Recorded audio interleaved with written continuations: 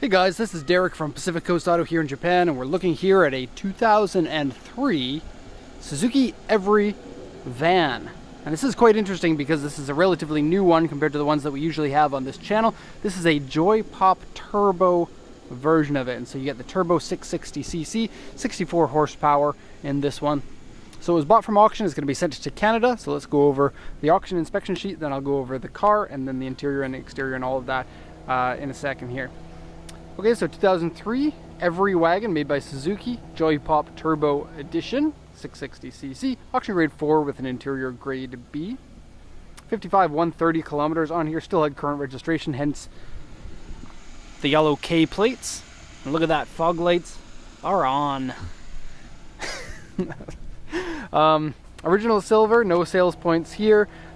It has the inspection certificate from 2016 August, so every 2 years in Japan you have to have your car inspected and pass the inspection in order to be street legal. So it has the inspection certificate that shows that anything that was fixed during that time.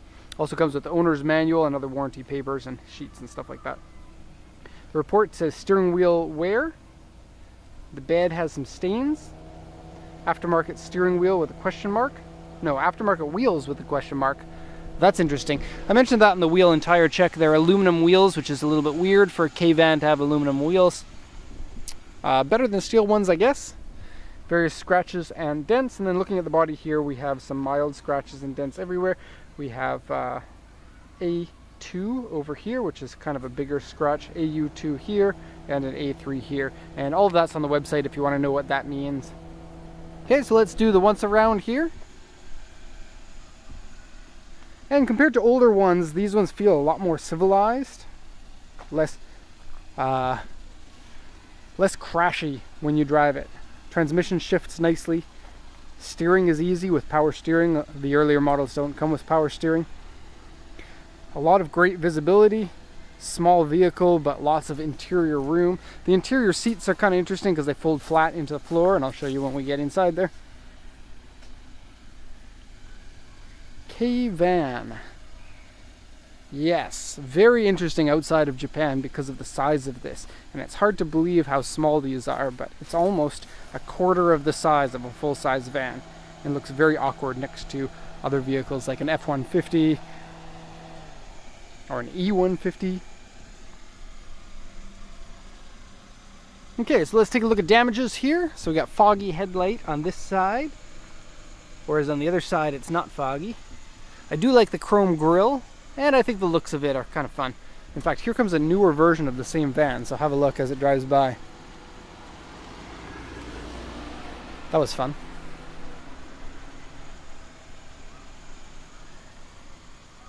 Okay, so it has power, no power. It has sliding doors on both sides, and so that's handy. You can see here. Let's first go over any of the damages. So we got a scratch here. Some scratches on the top of this bumper sill. That's pretty common for K vehicles because this is kind of a, it's used as an industrial vehicle here in Japan instead of pickup trucks. That way you can lock everything inside, and it's got a lot of room in there to fit stuff. So good economy, cheap insurance here in Japan. Here's the side panel here. There are some dents on both sides. There are basically 3, and they're all about this size. Here's the A2 that they mentioned on the auction sheet. And the other side here has this, and this, and this, and this. So that's basically it for the body damage. Paint condition is good. It kind of looks like these 2 panels have been repainted, but I'm not sure if that's the case. It just kind of looks like it.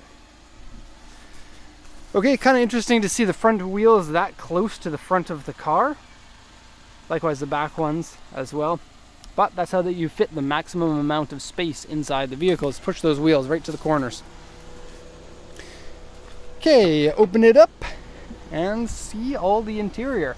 Interestingly, this has power windows here and power windows here. Cool that, a lot of minivans. Look at that. Huh. A lot of minivans, even larger sized ones, don't have the power windows on the sides here because for a sliding door it's hard to fit an entire window to go down, and minivans are often made to be cheap. Okay, so wear on the steering wheel you can see down here. Seats are in pretty good condition. A little bit of sagginess on the driver's side seat. The inside of the car has been smoked in, but doesn't smell like it. And it looks like the previous owner wasn't the smoker, it was somebody before that. Okay, folding mirrors. There we go. And turn those fog lights off. Gauges illuminate green. Very 90s, even though it's not a 90s car. Kind of 80s actually. And a modern looking dash, but it is kind of made out of a cheap material. But, I mean, it looks fine. It's good.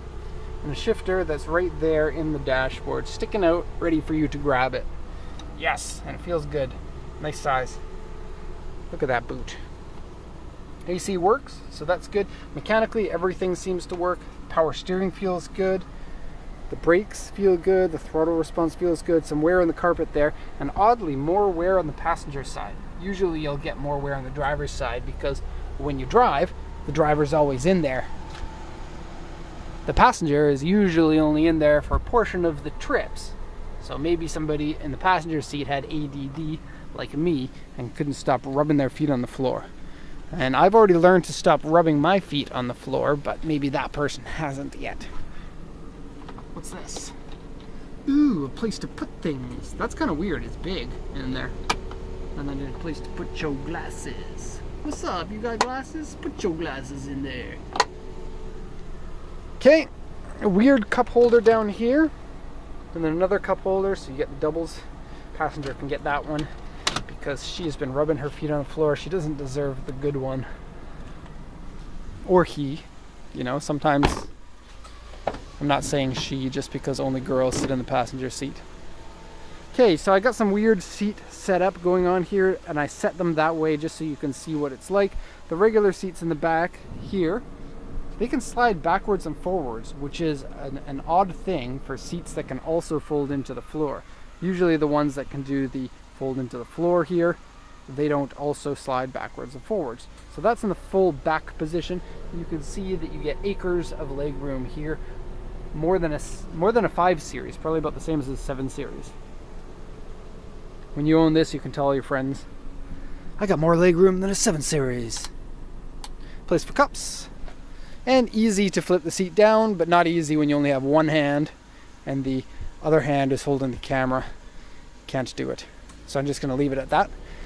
But then, flat floor. Actually, just about flat floor. It comes up a little bit, which is weird because the earlier Suzukis don't come up a little bit. So maybe they went for a more cushy seat.